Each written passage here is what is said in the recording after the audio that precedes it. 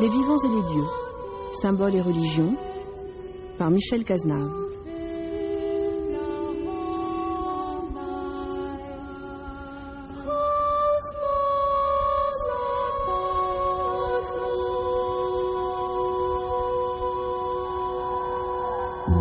Pratiquement inconnu en France, Nicolas de Cuse, on peut dire, a influencé tout le cours de la pensée et de la philosophie germanique à partir du XVe siècle, durant lequel il a vécu, jusqu'à la grande philosophie romantique allemande. Né en 1401, on peut dire en effet que Nicolas de Cuse a été le plus important théologien, en même temps que le plus important mystique de son époque, même si sa mystique est de ce qu'on appelle le mode de la mystique intellectualiste, c'est-à-dire la façon de s'élever vers Dieu par la puissance de son esprit et par le déroulement de la raison. Inscrit dans une très longue tradition qui plonge jusque dans l'Antiquité, même antécédemment à l'apparition du christianisme, Nicolas de Cuse est d'une certaine manière le moment de bascule entre une certaine pensée traditionnelle et l'ouverture à la modernité. Et de ce point de vue-là, on peut aussi bien considérer que c'est un ancien, de la même manière que l'on peut considérer que c'est celui qui ouvre une nouvelle époque de la pensée, de la réflexion et éventuellement des horizons métaphysiques de l'homme. Pour tenter d'explorer une philosophie qui tourne autour de la notion fondamentale d'un Dieu inconnu et que, à la limite, on ne connaîtra jamais, mais qui pourtant est l'ultime réalité et la réalité originelle, pour tenter d'explorer cette philosophie, en même temps que de voir comment elle débouche sur une connaissance mystique, mais une connaissance qui correspond à l'aveu par la raison de son impossibilité à connaître, c'est-à-dire sur une ignorance, mais une ignorance rationnellement et savamment construite, nous avons avec nous aujourd'hui Jean-Michel Counet, spécialiste de Nicolas de Cuse, professeur à l'Université catholique de Louvain-la-Neuve, et d'autre part Benoît Bézières-de-Ric, chercheur au Fonds national de la recherche scientifique belge. Avec eux, ce sont deux points de vue qui nous seront offerts, non point forcément opposés, mais différents et sans aucun doute complémentaires, qui nous permettent de voir comment se fait l'articulation entre l'effort philosophique et rationnel, l'effort théologique et l'horizon chrétien qui est très fermement et très clairement celui de Nicolas de Cuse, en même temps que l'on peut essayer de comprendre où l'œuvre trouve ses racines, dans quelle tradition elle s'inscrit, d'où d'une certaine manière elle surgit, afin de renouveler précisément la tradition de laquelle elle s'est nourrie.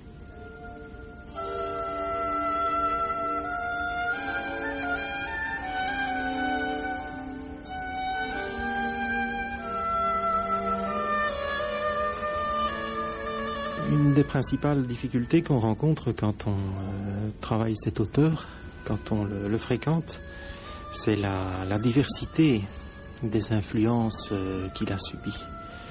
On trouve chez lui une influence très nette de saint Augustin. On trouve chez lui un disciple très averti du pseudo-Denis, de Maître Eckhart, de Scott Erigen, des Chartrains. C'est un lecteur aussi incontestablement des grands théologiens scolastiques médiévaux, de Thomas d'Aquin, de Bonaventure. Il a aussi été très influencé, mais il ne le cite expressément jamais, par Raymond Lull. Mais s'il fallait préciser plus nettement ici les influences et les courants de pensée dans lesquels Nicolas s'inscrit résolument, mais je dirais que c'est un néoplatonicien chrétien.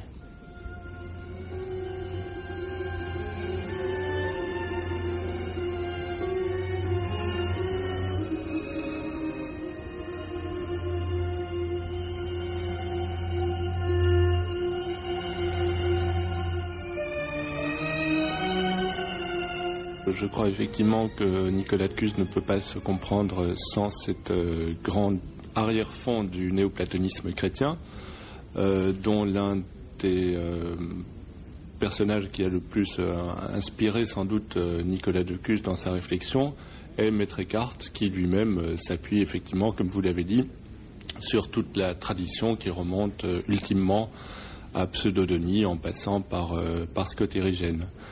Alors, cette dimension de théologie négative n'est sans doute pas la seule chez Nicolas de Cuse, mais c'est pour ma part la dimension, je dirais, de la théologie négative et de la mystique qui m'a intéressé chez Nicolas de Cuse. Alors, ce néoplatonisme chrétien, effectivement, se fonde sur la christianisation opérée par Denis l'Aréopagite, ou le pseudo-Denis, qui, se présentant comme antérieur au néoplatonisme, en intègre cependant des éléments qu'il christianise, éléments qu'il fait donc passer comme étant antérieurs au néoplatonisme. Alors il faut en dire un mot, bien sûr. De quoi s'agit-il? Eh bien, cette théologie négative est au fond la grande veine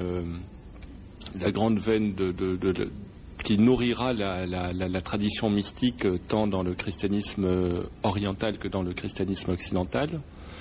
Denis la développe particulièrement dans la théologie mystique, qui est un court opuscule dans lequel il présente au fond 3 formes de théologie. Une théologie qui est une théologie positive ou affirmative, qui consiste au fond à attribuer une série de qualités à Dieu. Une théologie négative qui est le contre-pied de cette première forme de théologie, qui présente Dieu comme étant l'au-delà de tout, et c'est en cela qu'elle s'appuie sur le néoplatonisme, qui était fondé sur l'idée d'un principe ultime, l'un, dont on ne peut rien dire, et même pas qu'il est, car c'est encore trop le déterminer. Et une troisième forme de théologie, qui est la théologie mystique, qui réalise en quelque sorte la fusion ou l'union des 2 précédentes, et qui est le dépassement de la théologie négative dans l'union mystique à Dieu. Dans la filiation, Denis, Scott Erigen, Eckhart, Nicolas de Cuse, on a quand même, je dirais au cœur en fin de compte, cette idée de l'inconnaissabilité de Dieu.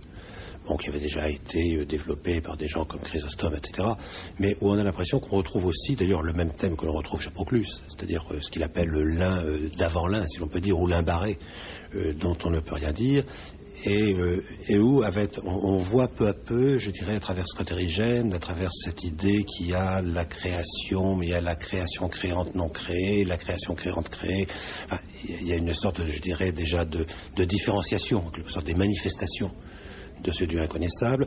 Puis on voit, avec Maître Eckhart, l'installation des rapports entre ce qu'il appelle la deitas, la déité, le Dieu insondable, le Dieu inconnaissable, et puis la figure de la Trinité, comme si la deitas était un abîme intérieur de la Trinité et la manifestation de Dieu dans l'âme. Et on a l'impression que Nicolas de Cuse arrive justement à la suite de toute cette lignée, comme si, au fond, au long des siècles, cette inconnaissabilité de Dieu avait été d'autant plus approfondie, et approfondie en même temps, parce que se pose la question, si de Dieu on ne peut rien connaître, comment se fait-il que tout de même on puisse en connaître quelque chose? S'il est imparticipable, comment se fait-il que l'on puisse y participer?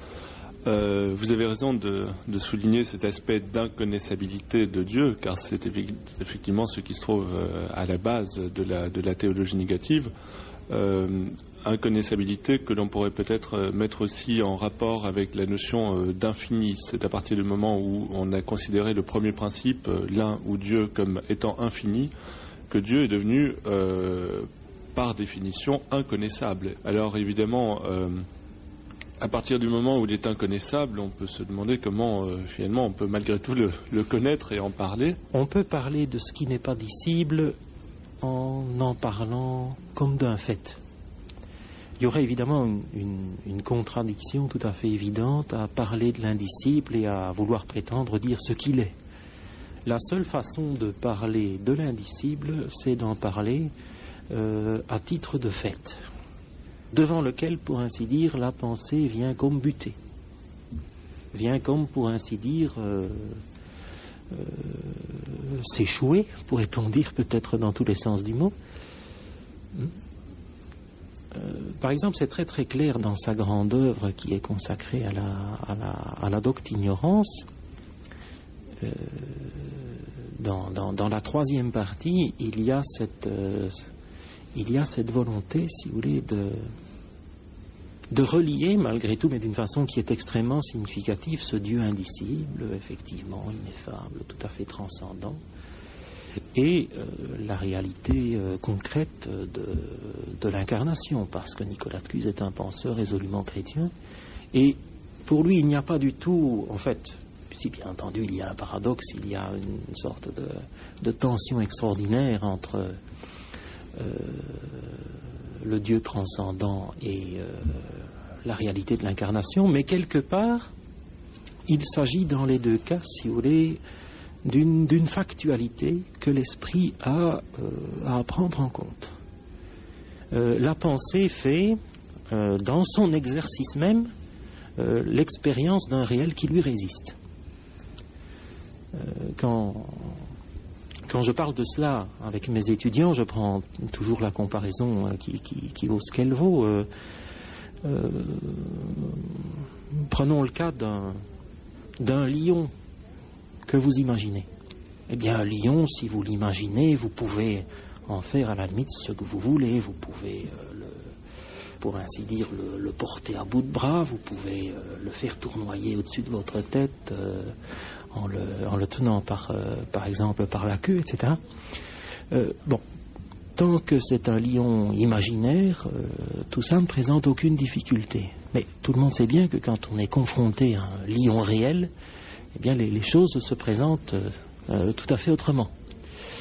Et bien c'est un petit peu la même chose pour la pensée. La pensée possède une grande liberté, un grand pouvoir de modélisation, un grand pouvoir de conceptualisation, mais il semble qu'à l'égard de certaines réalités, elle se heurte, pour ainsi dire, à la réalité même.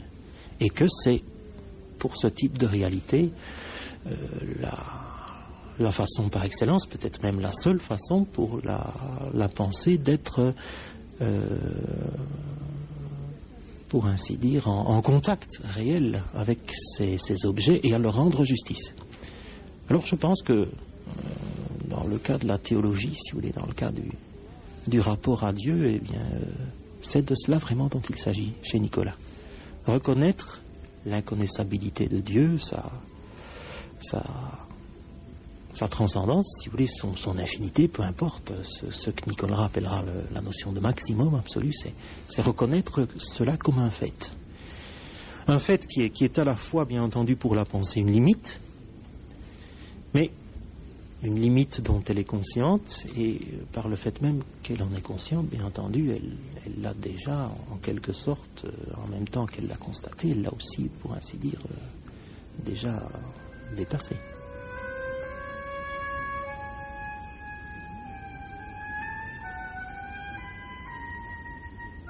Le cercle infini est sans commencement, ni fin, éternel indivisiblement, un et puissant au maximum.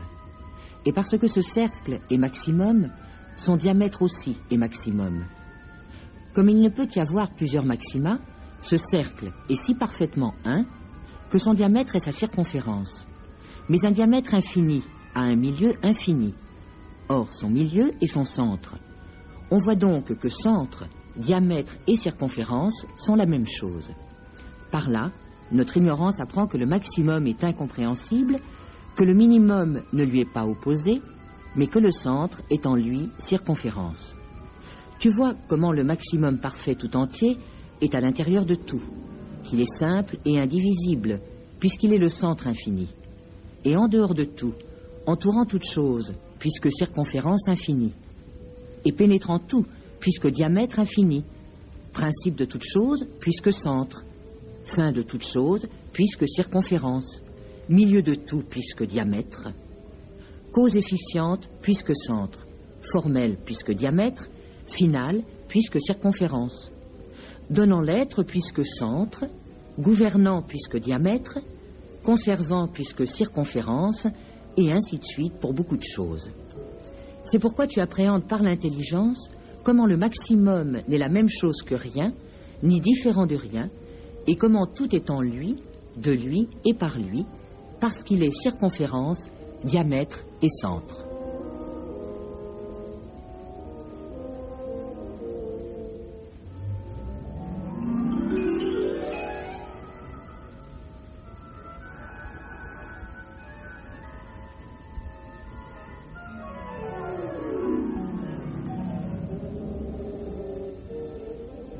Alors, reste à aborder, Benoît Bayadéric, ce thème central, c'est-à-dire que nous avons déjà effleuré, mais qu'il faudrait peut-être creuser, qui est celui de la manifestation de ce Dieu caché, en quelque sorte, de ce Dieu inconnaissable.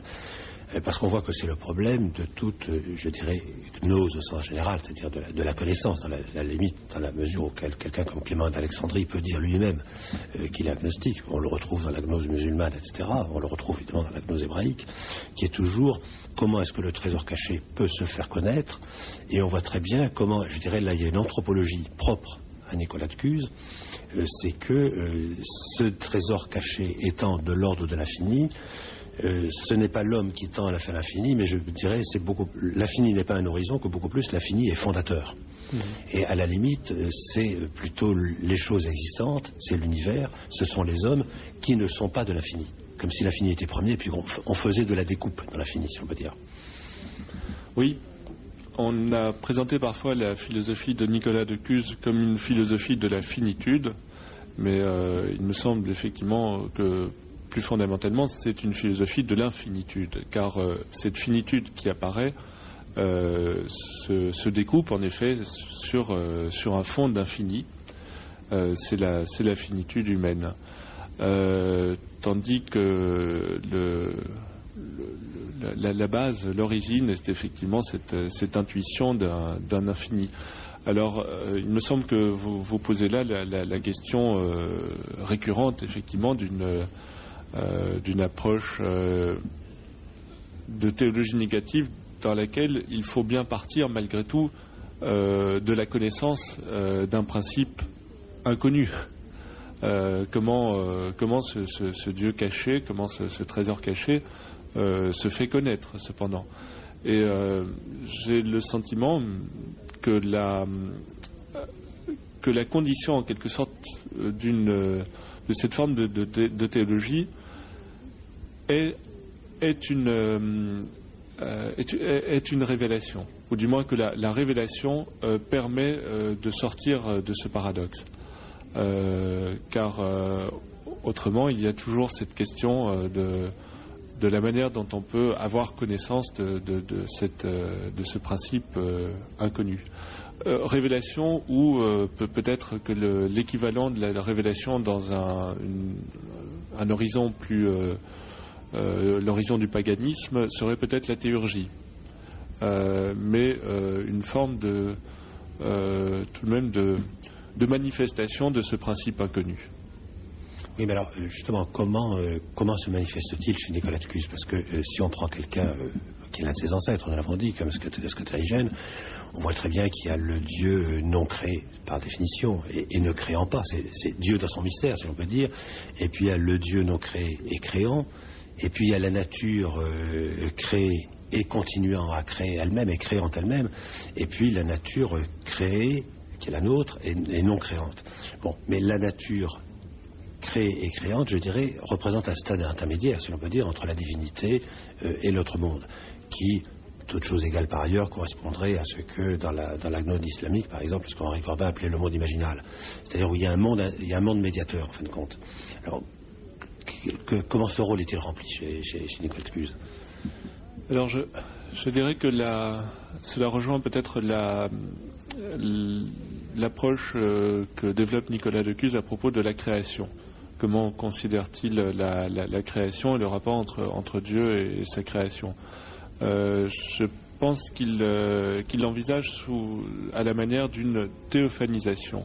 C'est-à-dire que Dieu se dévoile en quelque sorte dans sa création, et c'est de cette manière-là qu'il se rend participable en quelque sorte. C'est aussi le thème que développe Nicolas de Cuse entre Dieu comme comme complication et qui se développe,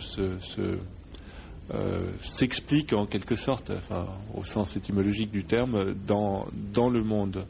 Le monde étant en quelque sorte la pensée divine développée, tandis que Dieu dans son essence est la totalité enveloppée.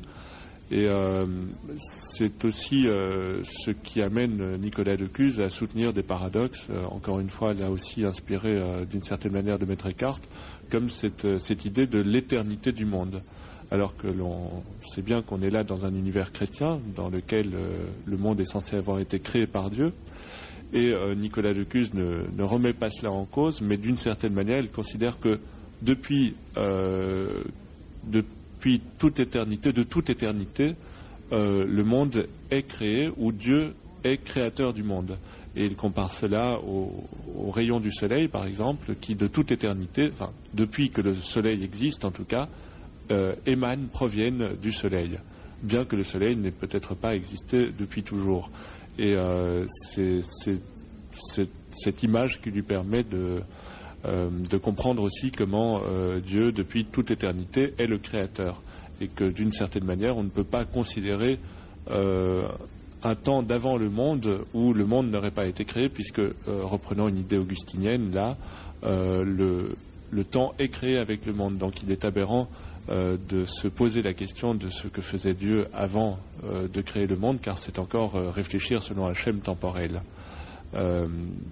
Tandis que le monde est une forme d'émanation, là on peut dire, de Dieu lui-même.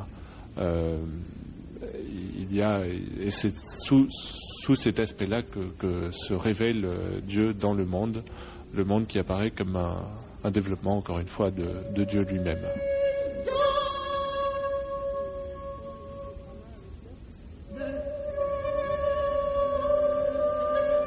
Comment puis-je te posséder, Seigneur, moi qui ne suis pas digne de comparaître dans ton regard? Comment ma prière parvient-elle à toi, qui est totalement inaccessible? Comment te demanderai-je? Car quoi de plus absurde que de demander que tu te donnes à moi, toi qui es en toutes choses? Et comment te donneras-tu à moi si tu ne m'as pas donné également le ciel et la terre et tout ce qui s'y trouve? Mais surtout, comment te donneras-tu à moi si tu ne m'as pas donné moi-même à moi-même? Et tandis qu'ainsi je me repose dans le silence de la contemplation, toi, Seigneur, au sein de mes entrailles, tu me réponds par ces mots: sois à toi-même et je serai à toi.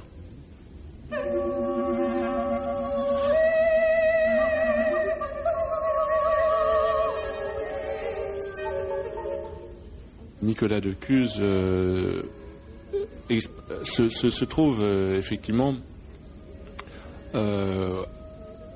au bout d'un processus, mais qui d'une certaine manière n'a pas de fin, car on est toujours confronté au même problème du Dieu inconnaissable qui est indicible et dont l'on fait cependant mention dans le discours.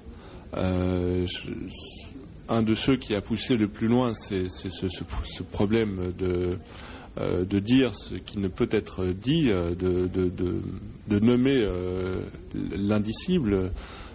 C'est effectivement Proclus, avec ses notions, comme vous l'avez dit, de l'un barré, etc., surenchérissant dans la négation. Donc, je crois effectivement que Nicolas de Cuse s'inscrit tout à fait dans cette voie-là.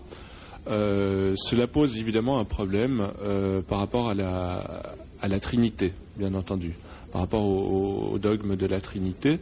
Je crois qu'à cet égard, Nicolas développe une position qui est assez semblable à celle de Maître Eckhart. Effectivement, au travers de cette distinction entre Gottheit et Gott, entre la déité ou déitas et Dieu. Le Cusin ne reprend pas explicitement cette terminologie eckartienne, mais il considère cependant une forme d'unitrinité, une forme de de trinité qui se résorbe en quelque sorte en unité. Et il identifie très bien, peut-être de manière moins audacieuse qu'Eckhart, mais cette unité qui est en quelque sorte au-delà de la Trinité, ou qui est l'essence même de la Trinité.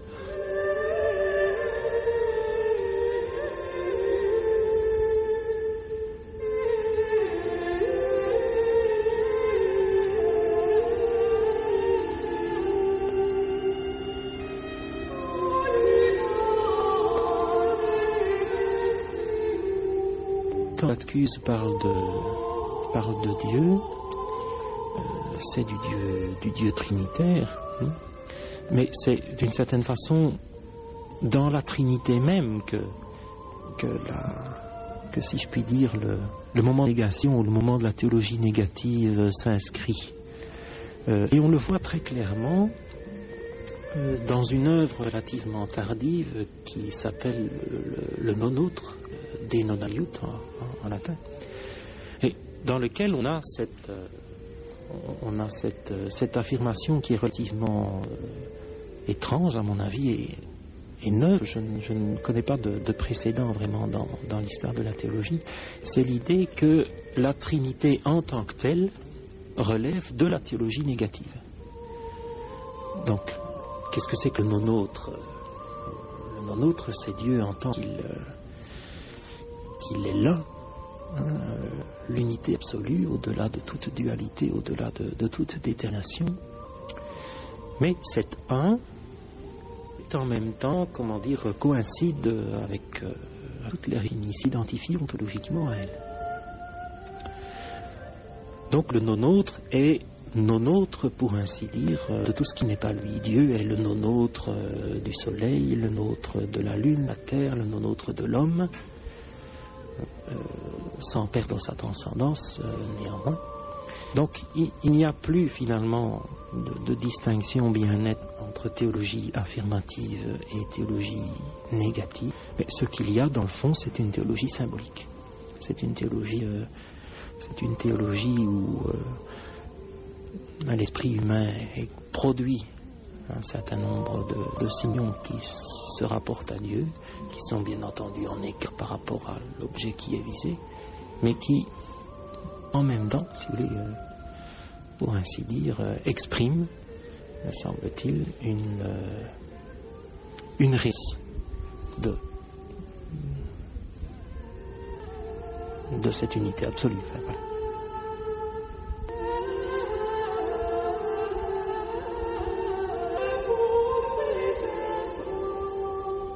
Mais dans cette manière de penser de Nicolas de Cuse, est-ce qu'éventuellement on ne trouve pas comme une réponse à une sur laquelle on voit très beaucoup diverger les traditions théologiques, et qui est la double nature du Christ. Ce que je veux dire par là, c'est très bien les conciles d'Éphèse et de Chalcédoine, la nature humaine, la nature divine, Constantinople au VIe siècle, qui dit les deux natures sans confusion et sans séparation. Et on voit très bien comment, selon les traditions théologiques, on assiste surtout sans confusion, ou on assiste surtout sur le sans séparation. Et il me semble, à travers cette notion du Dieu non-autre, que ça permet précisément de penser à la fois le sans confusion, il y a bien l'homme et il y a bien Dieu, et en même temps le sans séparation. Puis Jésus n'est non autre que l'homme et que l'humanité. Et donc il n'y a pas une voie qui est ouverte de réflexion et de réponse, justement, ou d'explicitation du dogme tout à fait intéressante et qui permet précisément d'éviter l'écueil d'avoir à choisir. Oui, ce qui est intéressant, me semble-t-il, et on le voit très bien avec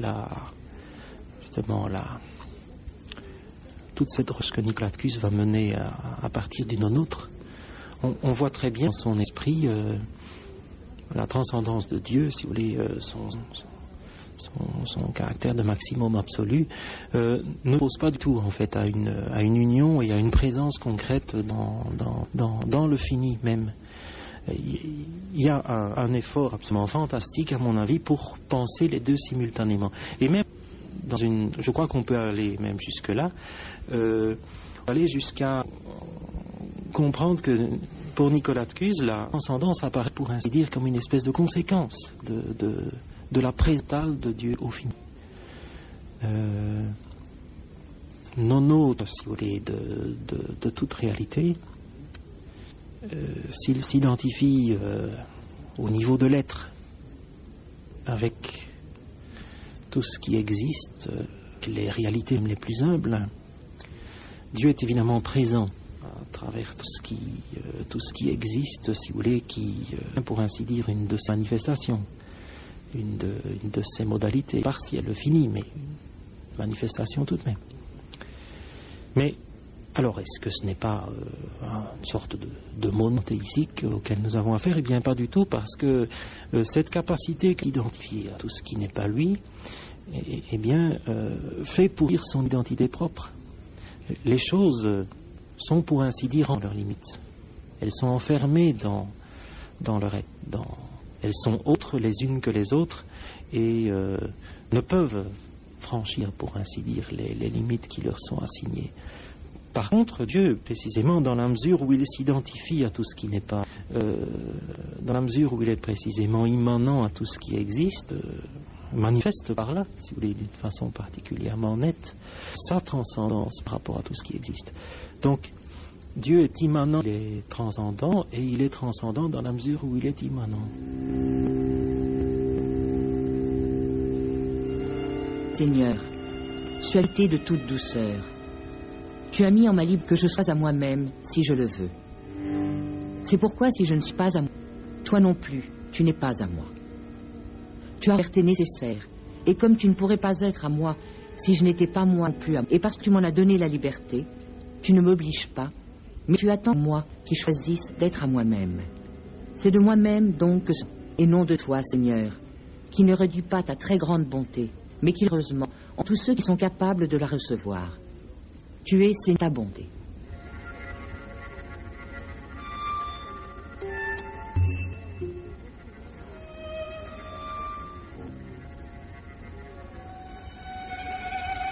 Dans ce Dieu inconnaissable que pourtant, dont on a connaissance, même si c'est une connaissance finie, même si c'est une connaissance imparfaite, est-ce que j'appellerais le royaume ou la réalité de l'image? Très bien, comme le thème du regard, qui vient en partie de Maître Eckhart, bien entendu, comme le regard est extraordinairement important, le texte, la vision, le tableau de Dieu, c'est-à-dire l'image à la fois nous présente, enfin je dirais l'image aurait cette immense, ou le regard sur nous, et le regard que nous lui renvoyons, aurait cet immense avantage, fois Dieu, et pourtant en même temps il préserve son mystère. Alors, évidemment on se trouve dans une pensée paradoxale, mais une pensée paradoxale, mais rationnelle. Oui. Je crois de toute façon qu'on est effectivement dans des pensées profondément rationnelles, mais qui mènent justement au dépassement de la raison, mais suivent arche totalement rationnelle. Donc ce thème du regard on trouve exposé de manière très belle dans le tableau, le déna, sur la vision de Dieu, qui est une Nicolas de Cuse, accompagnant l'envoi d'un tableau de Roger de la Pasture au Rayton. Ce thème d'une image qui ouvre sur l'au-delà des images, en fait. Et c'est un aspect particulièrement intéressant, je dirais même par rapport à une réflexion sur le problème des images ou le problème des icônes. Après la crise iconoclaste, mais d'une certaine manière, on peut y trouver des éléments de réponse ou de réflexion intéressants. Sur les rapports entre l'image, le regard et l'au-delà sur lequel il ouvre, sur lequel est l'image, où il ouvre le regard. Donc, oui, mais en tant que tel, je dirais, est-ce que l'image n'est pas, dans une télévision, si je peux me permettre ce langage, est-ce que l'image n'est pas un sens propre? Je veux dire, elle est la présentation visible de choses de l'ordre visible, comme si cet invisible et ce visible ne pouvaient pas être détachés. Que l'image de ce point de vue-là ne peut pas devenir une idole, puisqu'elle a sans arrêt un âme d'elle-même. Oui, et je crois qu'on peut aussi cette réflexion à des images qui ne sont pas picturales ou visibles, aux images du langage, simplement à toute l'approche métaphorique, de dire l'indicible, précisément toutes les variations de termes métaphoriques qui permettent d'approcher cet au-delà et qui parfois sont très concrètes, renvoient précisément à des éléments extrêmement concrets de ce monde, mais qui ouvrent précisément sur ce monde qui n'est pas accessible en tant que tel, qui est au-delà au-delà de l'image, qui ouvre sur un au-delà de l'image.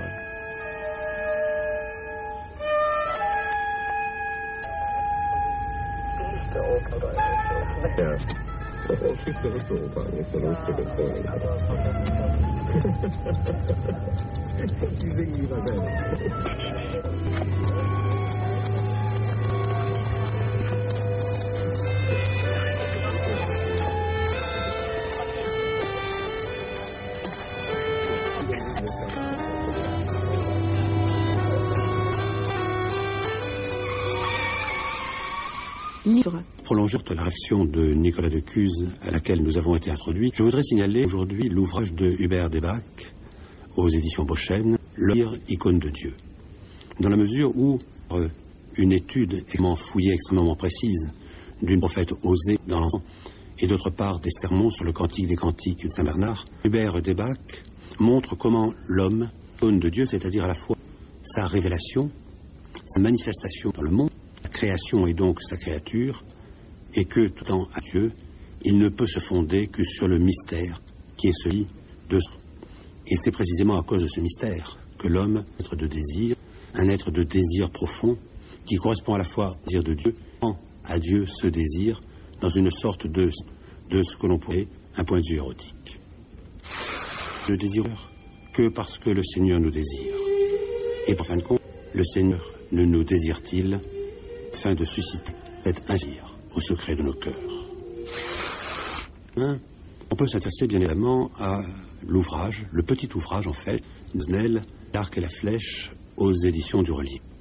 Puisque flèche dont il est question, l'arc étant l'être humain en tant que... Mais cette flèche dont nous parle Annick de Souzenel, c'est précisément la flèche d'os, flèche du désir, en tant que le désir a sa véritable source, a son véritable horizon en même temps, c'est-à-dire est fondé de manque ontologique qui, et que, dans le XXe siècle, aura redécouvert, par exemple, la psychanalyse. Et ce qu'essaie de montrer Annick de Souzenel, c'est que la vraie cible de cette flèche de l'éros, c'est la transcendance, ou, si l'on n'est pas croyant à la limite, bien qu'Annick de Souzenel s'inscrive dans toute la perspective qui est celle de la théologie orthodoxe, si on n'est pas croyant, ce que l'on pourrait appeler l'autotranscendance de l'homme. Sauf, la limite, construit le verbe yassof, qui veut dire augmenter. L'hébreu nous prévient ainsi que nous ne pouvons croître que dans les limites propres à un espace de croissance. Il n'y a pas de désir qui ne soit d'abord la connaissance des limites. Enfin, dans la même travée, mais évidemment dans un horizon radicalement, tout au moins en apparence, radicalement différent, je voudrais m'intéresser à la réédition de l'ouvrage presque canonique de Georges Bataille, Les larmes d'Eros, aux éditions Pauvert. Toute la thèse de Georges Bataille, qui par ailleurs se prétendait profondément agnostique, pour ne pas dire athée, mais qui correspondait à ce que, durant le XXe siècle, on a appelé les athées mystiques, la thèse de Georges Bataille est en effet que l'éros est le pouvoir par lequel l'homme se dépasse lui-même et débouche dans l'espace qu'il faut bien appeler l'espace du sacré, qui serait inhérent en quelque sorte à la condition humaine. Et la conclusion qui est la sienne, à travers une étude extrêmement savante, c'est qu'il y a une conjonction des opposés essentiels entre l'horreur et le sacré, ce que le philosophe des religions Rudolf Otto avait appelé le mysterium tremendum, le mystère terrifiant, c'est-à-dire la façon dont, lorsqu'on découvre le sacré dans son essence, dans sa brutalité, presque dans sa sauvagerie, il y a là à la fois la plus grande force de fécondité, il y a en même temps comme un danger de mort psychique, ou même parfois de mort physique. Limité à son domaine propre, l'érotisme n'aurait pu accéder à cette vérité fondamentale donnée dans l'érotisme religieux, l'identité de l'horreur et du sacré, où visiblement les contraires paraissent très profondément liés.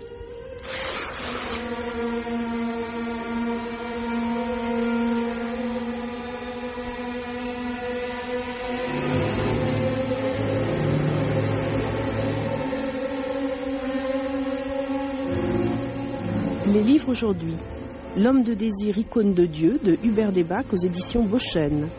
L'arc et la flèche de Annick de Souzenel aux éditions du Relier et une réédition des Larmes des Roses de Georges Bataille aux éditions Pauvert.